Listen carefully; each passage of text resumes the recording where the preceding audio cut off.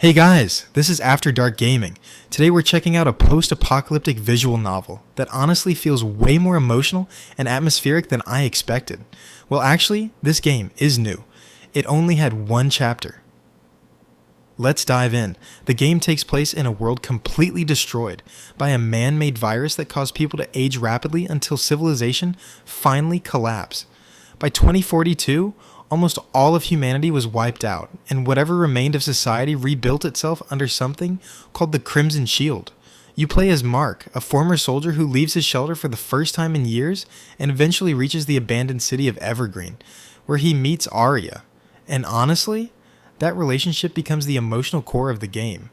Story. The story is one of the strongest parts here.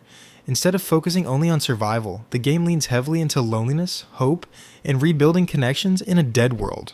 There's mystery surrounding the virus, the collapse of civilization, and the strange things hidden inside Evergreen, but the emotional side of the story is what really keeps you invested.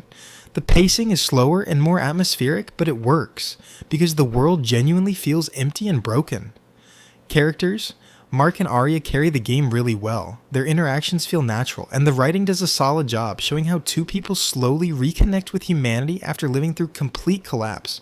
The dialogue feels more grounded compared to a lot of generic visual novels, which honestly helps the emotional scenes land better. Renders. Visually, the game looks great.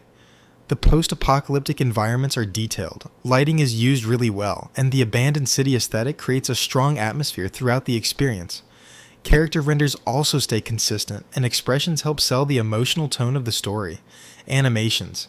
Animations are subtle but effective. The game uses movement mostly during emotional moments and transitions, rather than constantly throwing flashy effects at you. Combined with the soundtrack and atmosphere, it makes scenes feel immersive without becoming distracting. Overall, this feels less like a typical AVN and more like an emotional post-apocalyptic journey focused on connection, survival, and hope after the end of the world. This one is absolutely worth checking out. That's it for today. Stay hydrated, and I'll see you guys in the next one.